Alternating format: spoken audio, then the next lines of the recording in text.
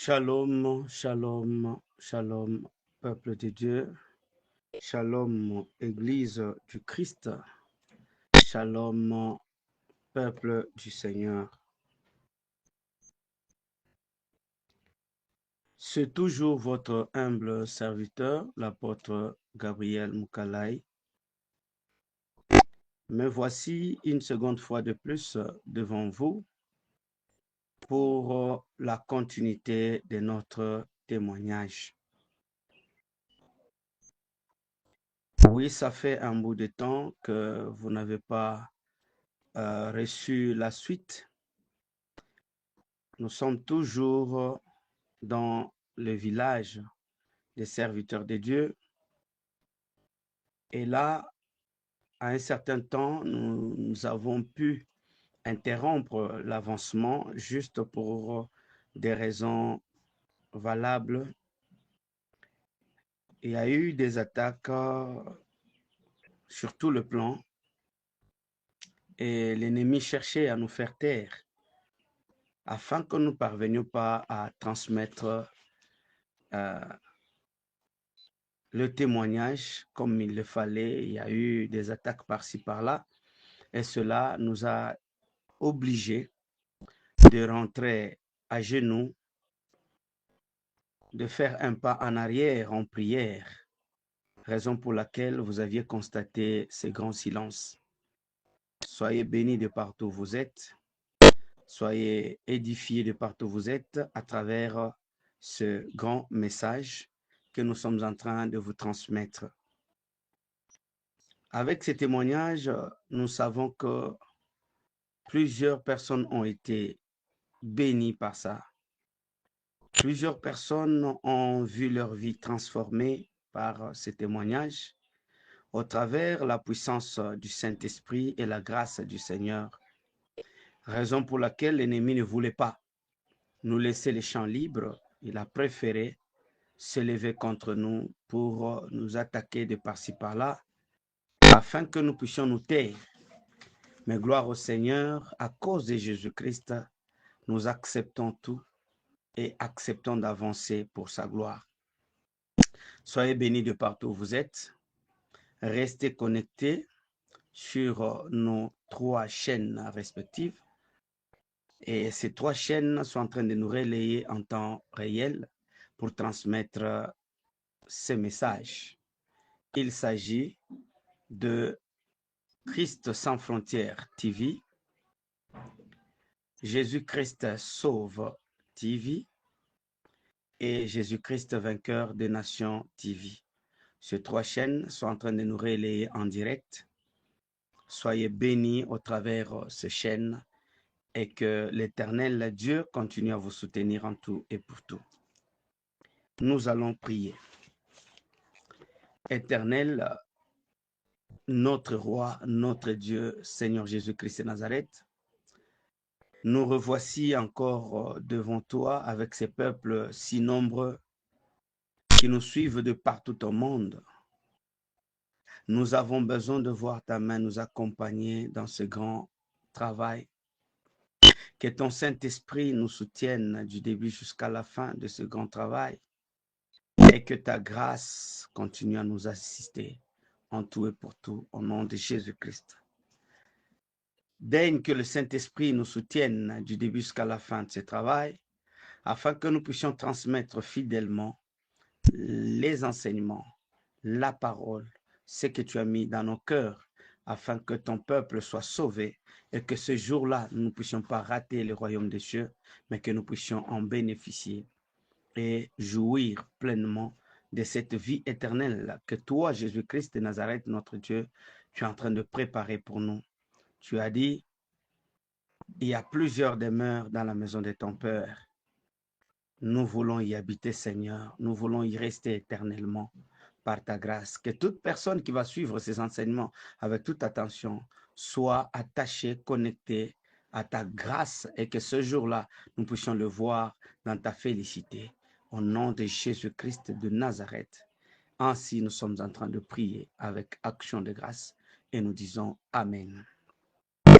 Oui, bien-aimés dans le Seigneur, avant de continuer, Avant d'avancer, nous aimerions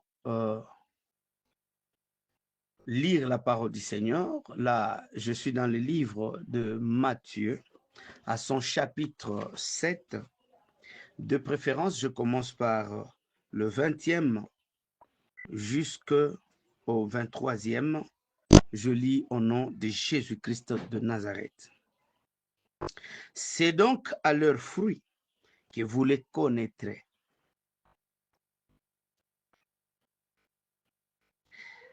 Ceux qui me disent Seigneur, Seigneur, n'entreront pas tous dans le royaume des cieux, mais celui-là seul qui fait la volonté de mon Père qui est dans les cieux. Plusieurs me diront en ce jour-là, Seigneur, Seigneur, n'avons-nous pas prophétisé par ton nom? N'avons-nous pas chassé les démons par ton nom? Et n'avons-nous pas fait beaucoup de miracles par ton nom? 23. Alors je leur dirai ouvertement, je ne vous ai jamais connu. Retirez-vous de moi, vous qui commettez l'iniquité. Que l'Éternel Dieu vous bénisse. Ici, on ne nous parle pas de païens. On ne nous parle pas de n'importe quelle personne, mais on nous parle des serviteurs de Dieu. Voilà pourquoi vous allez vous rendre compte que plusieurs de ces serviteurs vont se retrouver dans le lieu du tourment parce que le Seigneur lui-même l'avait prédit depuis longtemps. Que ce ne sont pas tous ceux-là qui m'appellent Seigneur, Seigneur, qui hériteront le royaume des cieux. Et un peu en haut, au 20e verset, il dit ceci, que vous les connaîtrez par leurs fruits. Bien-aimé, ce qui nous montre que celui-ci est dans le vrai et celui-là est dans le faux, ce n'est pas citer le nom de Jésus. Non. Ce n'est pas proclamer le nom de Jésus. Non. Ce n'est pas chasser le démon au nom de Jésus. Non.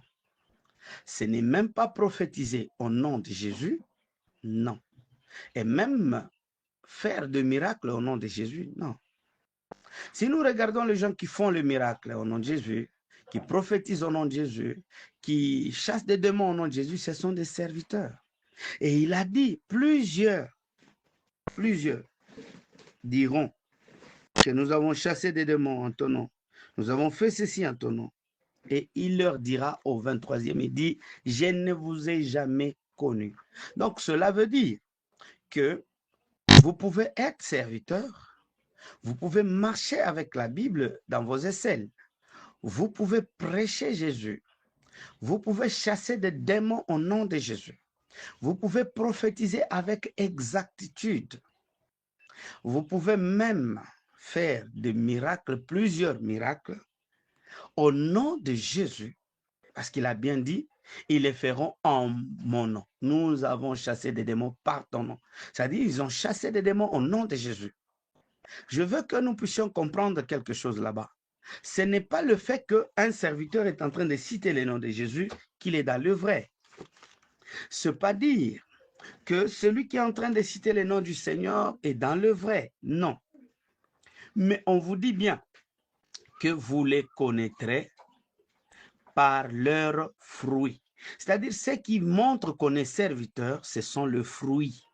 Ce n'est pas le nom de Jésus que l'on cite, ce n'est pas le fait de prophétiser, et même pas le fait de chasser des démons ou de faire des miracles au nom de Jésus qu'on peut arriver à dire qu'on a Dieu, qu'on est dans le vrai. Non. Bien-aimé dans le Seigneur, aujourd'hui le monde est tronqué. Aujourd'hui, le monde est dans le mauvais. Aujourd'hui, le monde est ailleurs, peuple de Dieu. Si vous regardez les éléments que le Seigneur a cités ici, c'est parmi les éléments qui sont en train d'attirer la plupart des enfants de Dieu. Alors qu'en étant attirés par ces choses, nous nous retrouvons que nous entrons dans le chemin de la perdition. Dans le chemin de la perdition. Église du Seigneur, réveillez-vous. Quels sont les fruits au travers lesquels nous allons le connaître? C'est lorsque vous vous rendez compte qu'un serviteur qui fait l'œuvre de Dieu, mais il se base sur son ventre. Tout ce qu'il fait tourne autour de son propre ventre. Oui, Philippiens va me donner raison. Je suis dans Philippiens, chapitre 3, du 18e au 20e. Vous allez comprendre ce que la Bible dit. Car il en est plusieurs qui marchent en ennemi de la croix de Christ. Je vous en ai souvent parlé et j'en parle maintenant encore en pleurant. Leur fin sera la perdition. La fin de ces gens sera quoi? La perdition. Ils ont pour Dieu leur ventre. C'est-à-dire, ils prêchent uniquement pour leur ventre. Ils ont besoin de gagner, d'avoir de quoi manger, d'avoir de quoi mettre sous la dent. C'est ça leur mission, c'est ça leur objectif. Ils ont pour Dieu, pas les dieux des cieux, pas les dieux qu'ils servent, mais c'est leur ventre. Il dit, ils mettent leur gloire dans ce qui fait leur honte. Ils ne pensent qu'aux choses de la terre. Ce sont là les fruits que vous devez retenir. Dans leurs ambitions, dans leur tête, ils ne pensent qu'aux choses de la terre. C'est par là que eux, dans leurs églises, ils ne peuvent vous prêcher que de voyages. Vous aurez des visas, vous aurez des voyages, vous allez construire, vous allez acheter des véhicules, vous allez vous marier, vous allez faire ça. Tous ceux qui nous disent là n'ont rien à faire avec la vie éternelle. Ça n'a rien à faire avec le ciel. C'est pourquoi il continue, il dit, ils mettent leur gloire dans ce qui est et dans ce qui fait leur honte. Ils ne pensent qu'aux choses de la terre. Mais notre cité à nous, notre cité à nous, nous autres ici, notre cité est dans les cieux. Donc, notre cité à nous est dans les cieux. C'est au ciel, là où Dieu a réservé notre cité. C'est pourquoi on nous a dit, ce ne sont pas tous ceux-là qui l'appellent Seigneur, Seigneur, qui hériteront le royaume des cieux. Voilà pourquoi j'insiste chaque fois, le royaume des cieux n'est pas donné à tout le monde, le royaume des cieux n'est pas pour tout le monde, le royaume des cieux n'est pas sous la disposition de n'importe qui. Tu peux être serviteur, tu peux être servante, mais tu rates le ciel. Que l'Éternel Dieu nous bénisse. Toujours avec notre ange, il nous accompagnait. On est arrivé à un niveau où j'ai vu quelqu'un qui est sorti aussi du lot des autres pour nous suivre là où il est, là où nous étions plus tôt. Et il nous dit, venez, suivez-moi. Nous l'avons suivi. Il a ouvert une porte. Et quand il a ouvert une porte, j'ai vu de l'autre côté qu'il y avait aussi beaucoup de personnes. Et c'est beaucoup de personnes-là qui étaient là. On lui a demandé pourquoi et qu'est-ce que ces gens sont en train de faire dans ces lieux du tourment. Il dit oui, tous ces gens sont ici. Pourquoi? Parce que moi et eux, nous avons servi des faux dieux. Servir des faux dieux. Pour servir des faux dieux, nous sommes en train de voir un culte que les gens font pour des humains plutôt qu'au Seigneur. Je donne un exemple.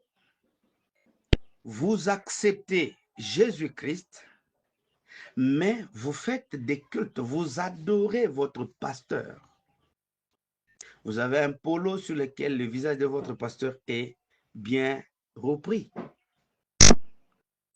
Vous adorez votre pasteur plus que Dieu. Quand votre pasteur arrive, vous êtes obligé de vous agenouiller. Et celui qui vous tient maintenant sur vos épaules vient sur vos têtes pour faire de petites déclarations. Et c'est tout. Vous êtes là, vous adorez la femme de votre pasteur. Il y a des effigies de votre pasteur sur votre église. Dans vos portefeuilles, vous avez des calendriers. Dans vos maisons, vous avez des calendriers. portant les effigies de vos pasteurs. Ce sont des cultes que vous rendez aux faux dieux, parce que votre pasteur n'est pas votre Dieu. Vous êtes en train de faire en sorte qu'à chaque fois que vous êtes en train d'évoluer, de vivre, c'est-à-dire tout se fait sous son aile, tout se fait sous son pouvoir. Donc, vous l'adorez au lieu d'adorer le Seigneur. Un culte au faux Dieu. Dans vos églises, vous avez des images. Vous avez des statues. Vous avez des choses qui représentent des dieux, mais qui ne les sont pas. Romains chapitre 1er, le 24e verset. Lisez cela et vous comprendrez. Et cet homme nous dit, raison pour laquelle il se retrouve dans les lieux du tourment, parce qu'il a rendu des cultes au faux Dieu. Au-delà de cela, nous sommes sortis. Un autre serviteur est sorti du lot. Il est venu nous suivre pour nous dire, allons-y, nous l'avons suivi, il a ouvert la porte et de l'autre côté, nous avons encore trouvé beaucoup de gens. Et tous ces gens-là étaient en train de souffrir dans les lieux du tourment. Et j'ai demandé, qu'y a-t-il et qu'est-ce qui a fait que ces gens se retrouvent ici? Il me dit, homme de Dieu, si nous nous sommes en ces lieux du tourment, c'est parce que nous avons endurci notre cœur. Bien que nous avons suivi la parole de la vérité, bien que nous avons suivi la vraie doctrine, nous avons entendu parler de la saine doctrine, nous avions endurci nos cœurs. Malgré que la conscience nous reprochait d'abandonner, de chercher le vrai Dieu, de nous accrocher pour le Seigneur, mais nous avons endurci nos cœurs. Tout cela pourquoi? Parce que on se disait comment abandonner ce chemin, comment nous séparer de ce chemin pendant que c'est déjà un chemin dans lequel nous sommes beaucoup plus habitués. Donc, bien que nous étions dans le faux, on nous a parlé que nous étions dans le faux, nous nous sommes rendus réellement compte que nous sommes dans le faux, mais c'était pour nous difficile de nous séparer, d'abandonner, de sortir dans le faux et de nous accrocher au Seigneur Jésus-Christ seul. Nous avons accepté de continuer dans la voie du mal, malgré la reconnaissance, malgré cette capacité de savoir que nous sommes dans le faux. Après, nous sommes sortis avec l'ange, nous avons trouvé un autre homme de Dieu qui s'est retiré aussi du lot. Nous leur avons demandé, et il nous a dit de le suivre, nous l'avons suivi.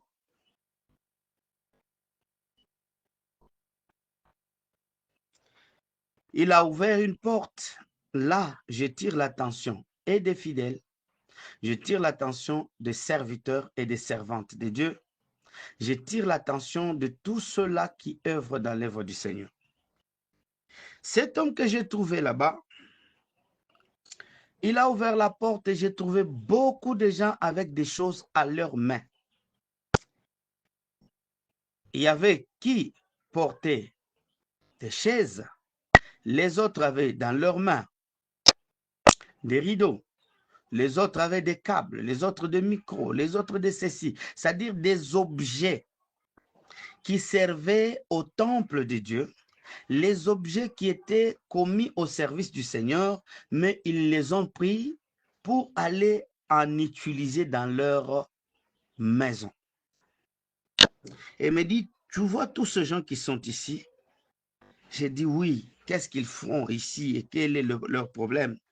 Il me dit, homme de Dieu, si tous ces gens sont ici, ce sont ces gens-là qui s'étaient servis des choses et des matériels de l'église et ils sont allés avec ça dans leur domicile. Je donne un exemple.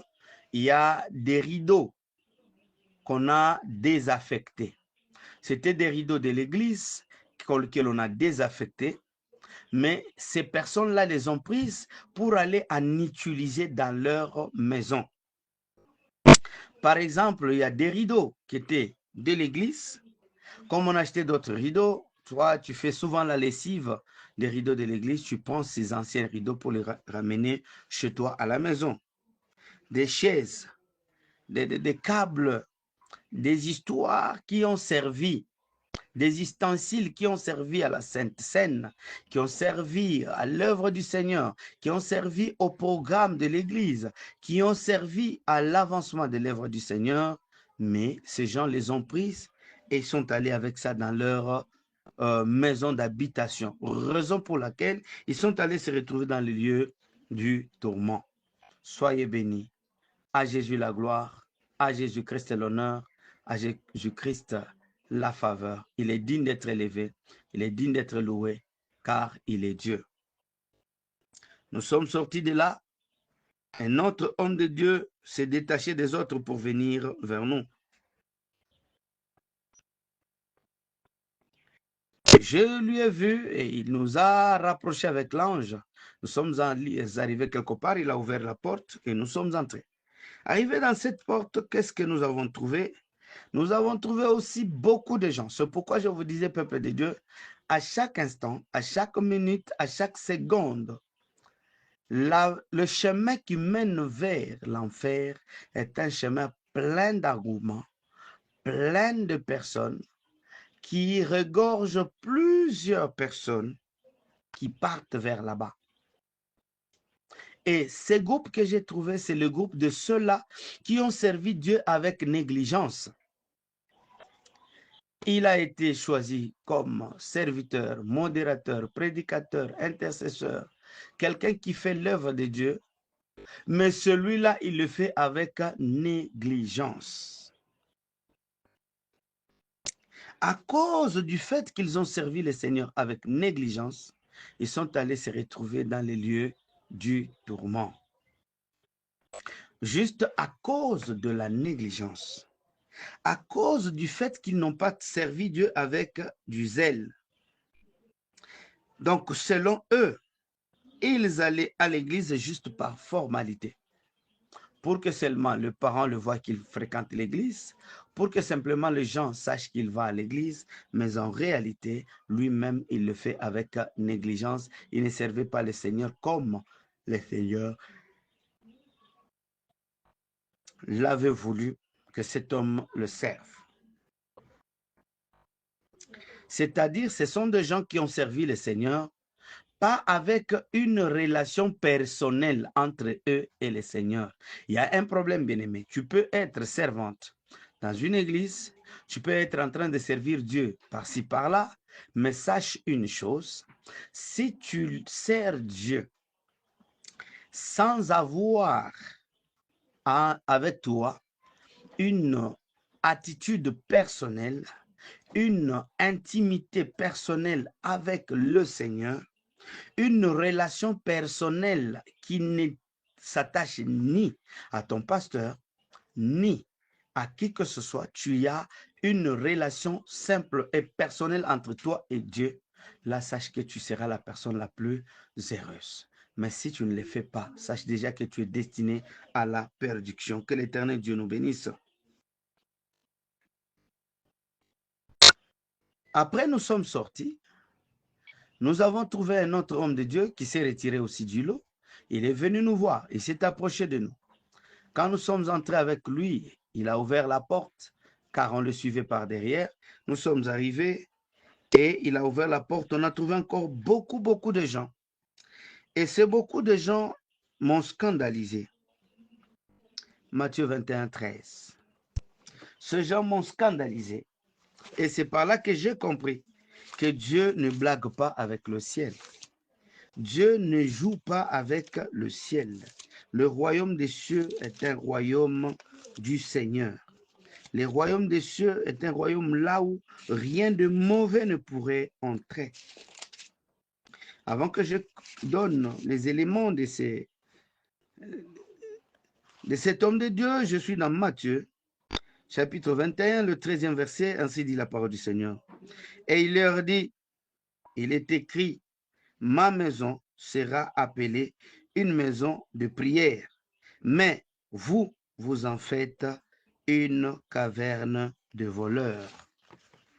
Ces gens-là, ce sont ceux serviteurs qui étaient en train de changer l'église du Seigneur en lieu de commerce. Ils sont en train de vendre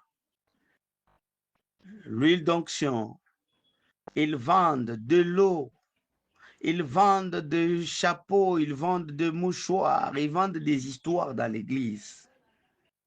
Donc, dans leur but lucratif, dans leur objectif d'avoir de l'argent, ils commencent à commercer des choses dans l'église du Seigneur. Et sans scrupule, sans honte, sans peur, ils les font devant la chair. Ils les font devant tout le monde. Devant l'autel du Seigneur, ils font leur commerce. Voilà pourquoi dans Matthieu, il dit, la maison de Dieu, ce n'est pas une maison de voleurs, une caverne de voleurs, mais c'est un lieu de prière. Et voilà pourquoi la plupart de gens, la plupart de ceux qui se disent serviteurs et servantes et qui sont en train de marcher dans cet état, sachez que le lieu du tourment vous attend, quelle que soit votre manière de vous défendre.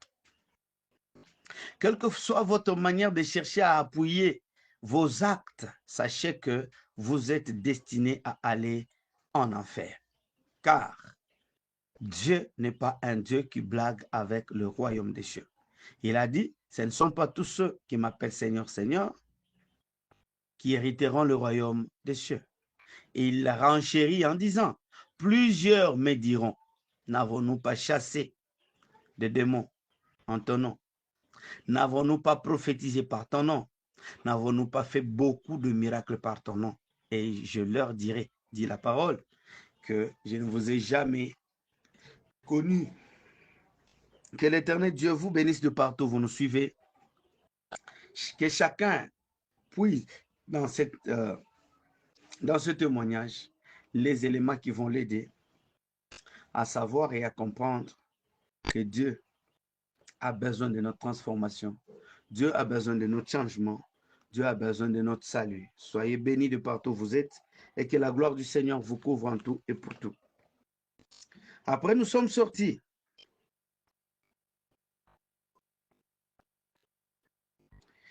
Nous avons croisé un autre homme de Dieu qui est sorti du lot. Il est venu nous rencontrer et nous a accompagnés quelque part où il a ouvert la porte. Nous avons trouvé encore plusieurs personnes là-bas.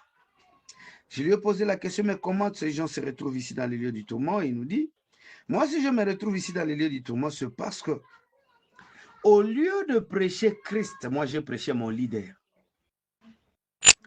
Au lieu de parler aux gens de Christ, mais moi, je parlais de mon leader. Moi, je parlais de mon pasteur. Je parlais de celui qui était mon guide ou mon père spirituel, au lieu de prêcher Jésus. Et là, on m'avait donné un exemple d'une prédication d'un homme de Dieu qui était en train de prier et il vantait les mérites de son père spirituel devant tous ces gens. Il dit combien il lui restera fidèle, alors que nous ne sommes pas censés être fidèles à nos pères spirituels, mais nous sommes censés être fidèles à notre Seigneur Jésus-Christ de Nazareth. Soyez bénis de partout où vous êtes et que la main du Seigneur vous couvre et qu'elle vous protège dans tout ce que vous êtes en train d'entreprendre. Gloire à Jésus-Christ, gloire à notre Seigneur, gloire à notre Créateur. Que la main de Jésus-Christ vous localise de partout où vous êtes. Une chose est sûre, c'est qu'en suivant ce témoignage, ayez la conviction et la foi que tout ce que vous avez comme préoccupation, problème de santé, difficulté, problème social ou de quoi que ce soit, il y a un Dieu capable d'agir comme il l'avait fait avec moi. Il y a un Dieu qui est capable de ressusciter ce qui était mort dans vos vies. Il y a un Dieu capable d'impacter votre vie pour un avancement glorieux, pour une réussite et pour l'honneur de sa gloire.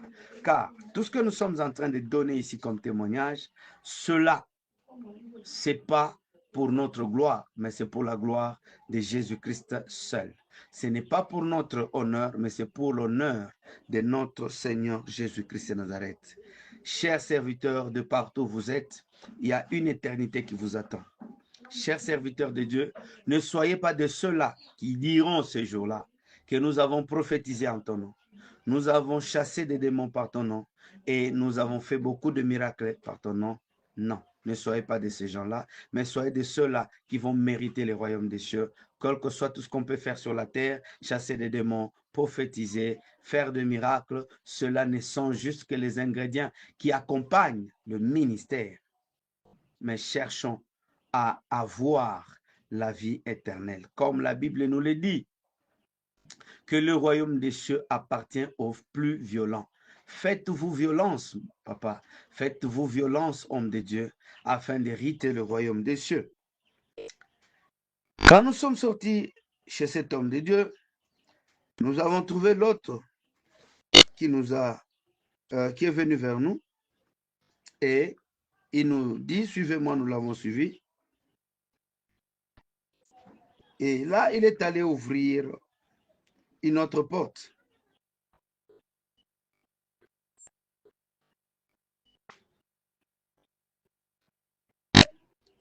Et quand il a ouvert la porte, nous sommes entrés. Excusez, nous avons rencontré plusieurs personnes encore là-bas. Et tous ces gens avaient plusieurs alliances sur leurs doigts.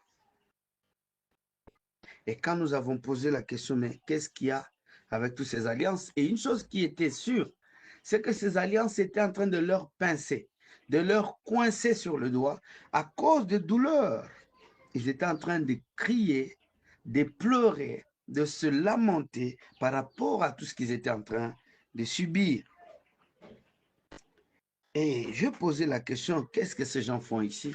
Il me dit, homme de Dieu, si nous sommes ici avec tous ces gens, c'est juste parce que nous avons servi Dieu. Mais à côté, on avait les femmes que l'on appelle femmes de ministère.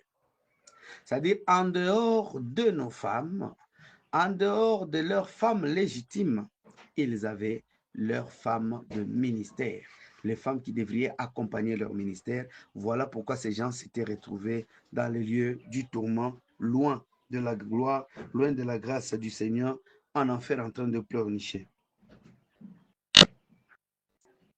Après là, nous sommes sortis, sommes allés, on a rencontré encore un autre homme de Dieu qui nous dit, venez, nous sommes arrivés. Et là, nous avons trouvé un groupe de beaucoup de personnes et chacun tenait des bougies à leurs mains. Et ils avaient beaucoup de bougies. Et ces bougies-là étaient en train de s'allumer. Mais la sève-là de la bougie était en train de leur brûler aux mains. Maintenant, cette douleur-là était atroce. Ils avaient des plaies sur leurs mains, mais incapables de se sauver par rapport à cela. Pourquoi? Parce que ces gens-là avaient pactisé avec le diable, ils avaient pactisé avec Satan afin de traîner plusieurs personnes vers eux et que ces gens-là soient leurs adeptes. Quel que soit que ces gens peuvent voir le mal de leur pasteur, ils ne pouvaient jamais se séparer de lui. Pourquoi? Parce que ces pouvoirs qui les accompagnaient étaient en train de mater le fidèle et de le retenir, de le maintenir dans leur chemin. Que l'Éternel Dieu vous bénisse.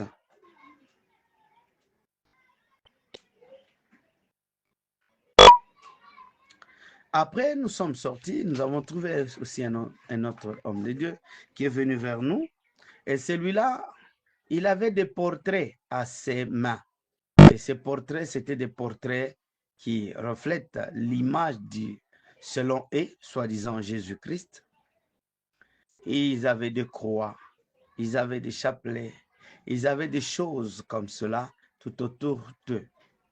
Alors je pose la question à ces hommes de Dieu.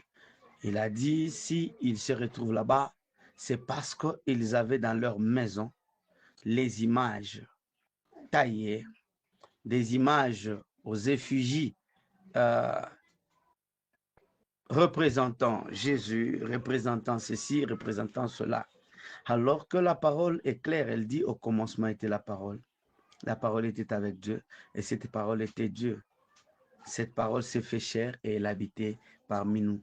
Donc, ce n'est pas l'image que vous prétendez, l'image de Jésus qui peut vous sauver, mais l'image de Jésus, c'est sa parole seule, qui est le reflet même de Jésus lui-même. Soyez tous bénis de partout où vous êtes et que la main de Dieu soit avec vous.